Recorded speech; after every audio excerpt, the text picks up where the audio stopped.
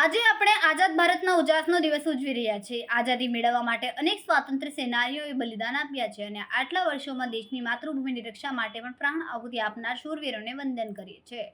અમદાવાદ શહેર પોલીસ તરફથી ખાતરી આપું છું કે શહેરની સુરક્ષા માટે હંમેશા ખડે પગે રહીશું। ક્રિકેટ મેચ હોય કે રથયાત્રા હોય કે વિશાળ કાર્યક્રમ, ટ્રાફિક પોલીસ અને શહેર પોલીસ કટિબદ્ધ રહીને ફરજ બજાવે છે।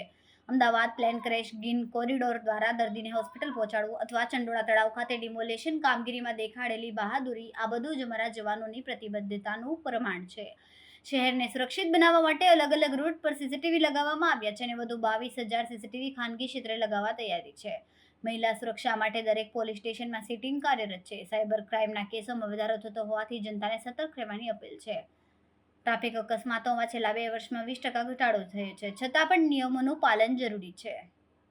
સર, આજે સ્વતંત્રતા દિવસની ઉજવણી, આ કાર્યક્રમ ખાસ કરીને પોલીસ કર્મચારીઓ, અધિકારીઓને મેડલ અને પ્રશંસાપત્ર આપવામાં આવ્યા, તેમની કામગીરી કયા પ્રકારે બિરદાવવામાં આવી? આજે ભારત આપણા 79માં સ્વતંત્રતા દિવસ મનાવી રહ્યા છે। સૌથી પહેલાં તો હું આ અવસર ઉપર તમામ આપ સભીને, અમદાવાદવાસીઓને, ભારતવાસીઓને અભિનંદન પાઠવું છું।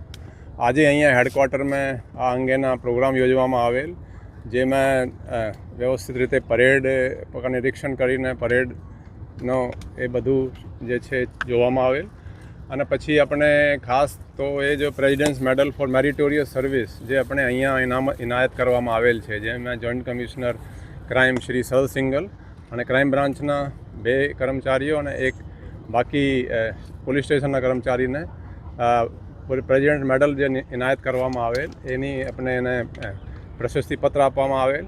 આ સિવાય બીજાએ જે કામગીરી કરેલ છે, ખાસ કરીને તમે જે આપણા એર ક્રેશ થયા એમાં જે કોન્સ્ટેબલે ખાસ એમાં મહેનત કરી, સૌથી પહેલાં પહોંચીને જે ઇન્જર્ડ માણસને તાત્કાલિક એની સાથે જઈ તમે જોયા હશે, એના પણ આપણે પ્રશસ્તિપત્ર આપવામાં આવેલ। એક કોલ સેન્ટર અહીંયા હતા જે આપણે એરપોર્ટ પોલીસ સ્ટેશનના એરિયામાં, જે યુએસના સિટીઝન્સને ડરાવીને પૈસા પડાવતા હતા, એના જે કામગીરી કરનાર એને પણ આપણે એપ્રિસિએશન લેટર આપવામાં આવેલ। અને જેને હમણાં જ એક ચેન્નઈથી જે બધા જગ્યાએ terrorist related terror call message વગેરે જે ચાલતા હતા, જે ઈમેલ કરતી હતી એક લેડી, એને આખી ઇન્ડિયાની પોલીસ લાગી હતી એને શોધવા માટે, કેમ કે કોઈ આ રીતે મેલ આવે તો ઘણા બધા ડિસ્ટ્રપ્શન થાય છે, એને પણ આપણે પ્રશંસાપત્ર આપવામાં આવેલ। રિપોર્ટર શરીફ ઘાંચી।